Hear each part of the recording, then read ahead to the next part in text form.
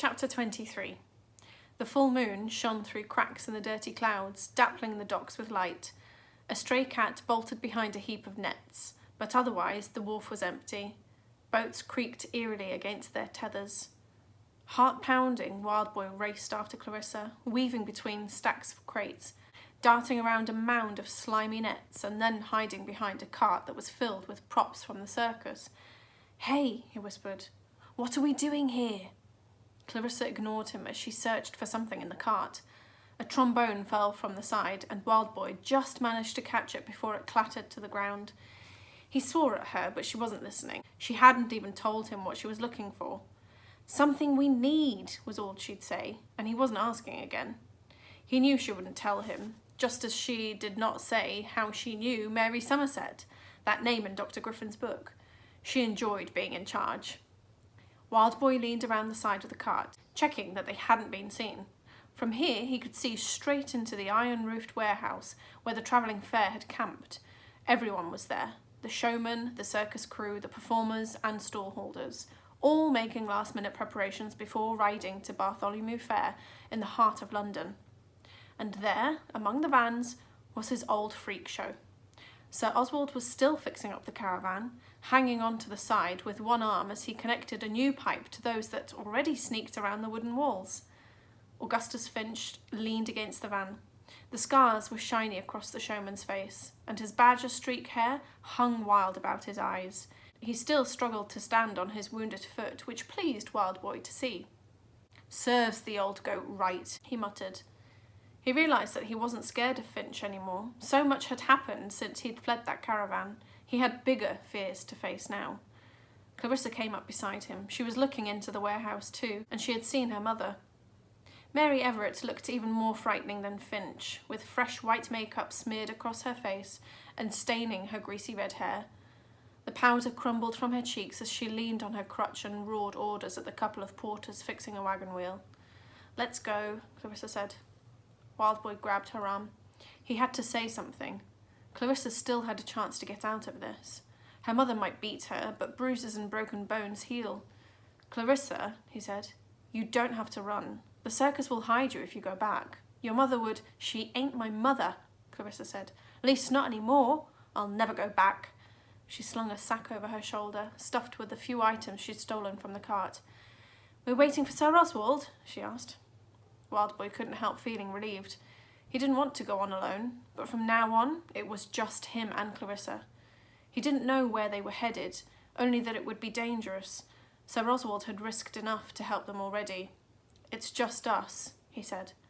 They looked at each other for a moment. Neither spoke and neither smiled. Wildboy wanted to do both.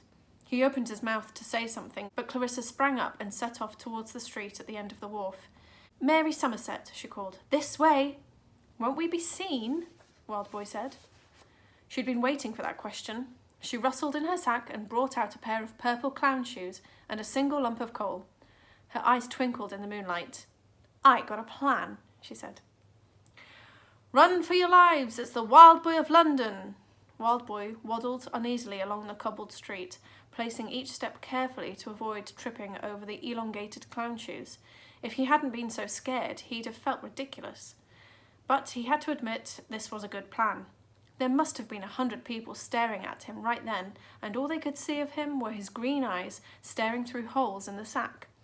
Across the front, Clarissa had scrawled a monstrous charcoal face with jagged fangs and the words "Wildboy" sootily beneath. She wasn't wearing much of a disguise herself, just a cloth cap to hide her flame-coloured hair. "Run for your lives!" she yelled. "The Wildboy of London will eat you up!" They were crossing London Bridge, headed for the north bank of the city. Workers chiselled blocks of stone under the glare of the gas lamps that lined the parapets, repairing the bridge. Among them the night rang with the clip-clops of horses and cries of costermongers selling rat poison, razor blades, garter clips and grease remover. Most people were too busy to care about a boy in costume, but one of the stonecutters swaggered over and blew a kiss at Wildboy's sack face. "Ho ho," he guffawed. "The Wildboy's a softy. I thought he growled like a wolf." Clarissa's fingers dug into Wildboy's arms. "Hear them, Wildboy of London? Growl!" "Grrr," Wildboy said. "Growl louder." "I said grrr, didn't I?" He knew she was enjoying this, not just his disguise, but being in charge. Whoever Mary Somerset was, he hoped she was close. He wasn't used to wearing any shoes at all, let alone clumsy clown boots like these. A stone hit Wildboy from behind. A gang of boys sat on the edge of the bridge, throwing rubble at passers-by. One of them spotted him and raced over, determined to look under his sack. Wildboy tried to stay calm, to fight his fear and to think. He stepped back, ready to attack. He'd kick the boy in the face, he decided, and hope no one saw his hairy foot that shot from under his disguise. But just as he came close, Clarissa snatched the boy's arm. "Can you swim?" she asked him. The boy grunted. "Why do you want to know that?" "Because if you touch my friend, I'll throw you into the river." They eyeballed each other, a battle of wills. The boy was from the streets, but Clarissa was tougher, and he could tell.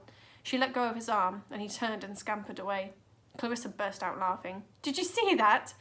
"Clarissa," Wildboy said, "look." The boy had run back to his friends. He pointed at Clarissa, and the whole gang leapt from the parapet and barged their way closer. The smile slipped from Clarissa's face. "Can we fight that many?" she asked. "I'm in a sack, remember? We've got to get out of here." "Hold my arm."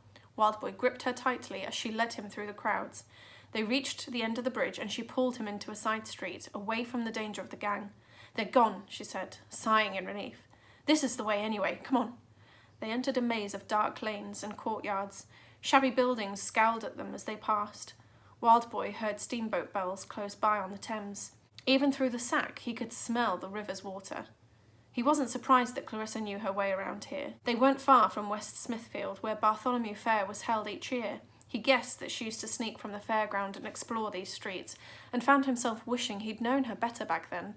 He'd never really thought he could be friends with anyone, but maybe he'd been wrong. "All right," Clarissa said, "we're here." Wildboy peered eagerly through the holes in the sack. They had stopped in the middle of a particularly squalid street near the riverbank. On one side stood rickety wooden houses. On the other was a decrepit stone church with a wild, overgrown graveyard. A crooked gas lamp cast a queasy glow over its rusty iron gate. "Mary Somerset," Clarissa said. "Where?" She turned him round so his gaze fell again on the church. "There." Wildboy stared up at the church's tower as a bat dipped in and out of the moonlight. Finally, he understood. "Saint Mary Somerset," he said. "It wasn't a person. It was a church."